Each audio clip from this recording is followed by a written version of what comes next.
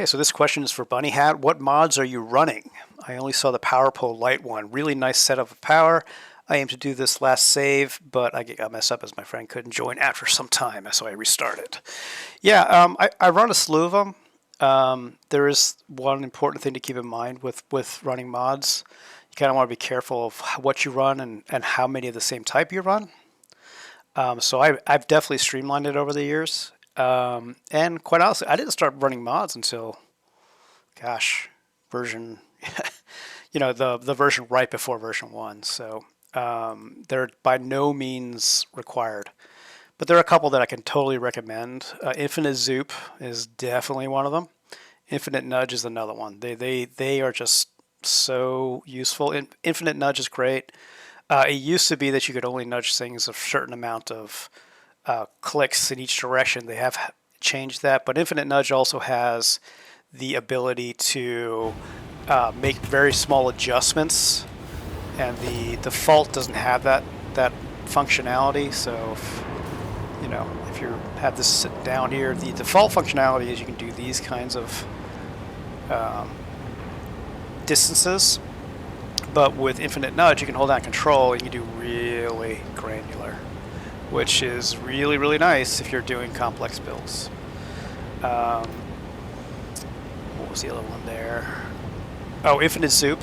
Yeah, that's another one nice. That's really nice because the default behavior for Zoop is you can do it in one. Oops, that's not Zoop. You can do it in one dimension, right?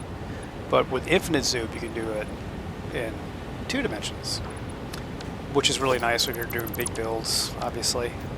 What else do I have on there? Oh yeah, the Power Pole one you mentioned. This is such a great mod. It is so useful and so simple. I don't know why anybody hadn't thought of this before.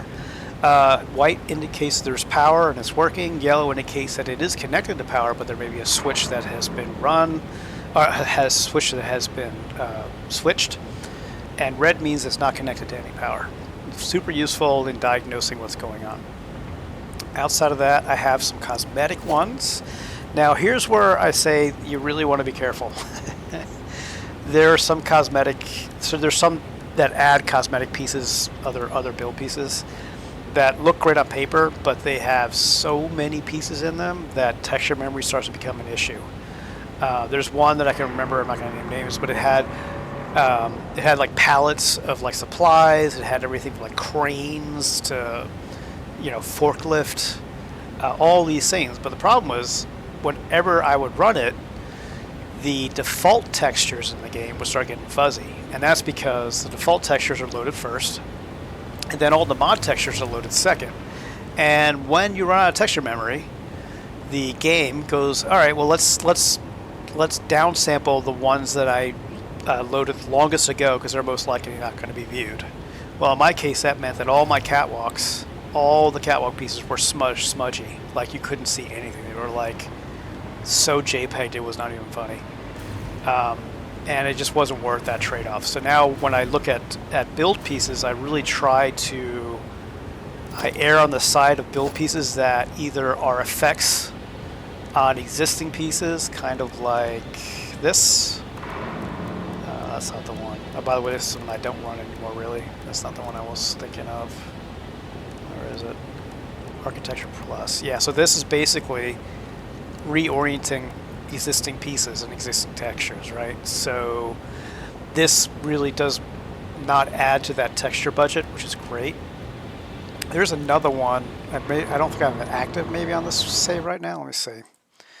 This one right here, Beams and Pillars. Yeah, this one right here. It's great because it just takes existing beams and very, very primitive types of shapes and it makes them illuminated. And this is just a pipe, so it uses the default texture. I don't even know if it has a default texture on there, to be perfectly honest. But you can see they're very, very simple, and they solve some problems. Curve Builder, it's okay. I mean, I think it's great to use. I have very limited use cases for it. It can really mess up your ability to nudge. I hope that's a bug that's able to fix. Soft clearance, huge. This basically enables you to put factories like right up against each other. Very, very huge. Destructible deposits, absolutely a must-have, especially if you're in any place where there's radiation. This way you don't have to chip away at one of the deposits to get rid of it. You just blow it up. That way it doesn't end up in your inventory. Here's another one of those that basically uses textures that are already in there and makes a new wall, and it's very useful. This is a must-have. Monorail extensions, again, kind of using geometry, some geometry, and then textures that are already there. Really useful. Shiny finishes, I really like this too. Doesn't add to the budget, but it really adds some cool effects to all of your paints. There's some other ones in here. Sky UI I use to make videos so I can stop time at a nice time of day so everything looks nice. Remote Factory I never use. I have it in there. Again, it's so game breaking that if I got in the habit of using it, then there's not a real reason to do a lot of things like, belting things to certain places or going and making hypertubes to factories so I can check on them. There's things like that. This is really great too. This is like, so when you copy a foundation or an item, it not only copies that buildable, it copies the settings for it, like is it shiny, the paint color, the texture, all that stuff. I'm sure that's going to be something coming very, very soon. Structural solutions, again, I kind of don't unlock everything here. I sort of mix and match. These are unlocked when you through the kind of progression system.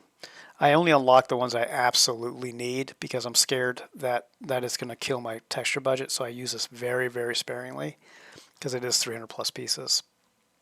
Outside of that, gateway extensions is awesome. Another one of I mentioned that already, actually, didn't I? Cartography. This is huge. So when you're in game, I don't know, and you hit your map. Let's get rid of some stuff here. Oh, it's running rough.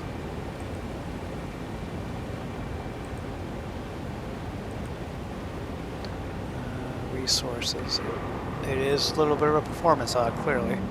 But you can see it shows all your buildings on the map, which incredibly useful. I can't recommend it enough. It does take a little bit of CPU at times, but that is the cost of entry, cost of admission. Outside of that, what else do we have? Big statues, I put it in there. I haven't used it. Again, this just blows up, increases the size of existing set assets, so not that bad. Auto sort in inventory is nice. So when you open your inventory, it auto sorts. Extra swatch slots is great. I haven't really used them that much because I haven't had the need, but it's there in case I need it. And yeah, that's about it. All right. Hope that helped.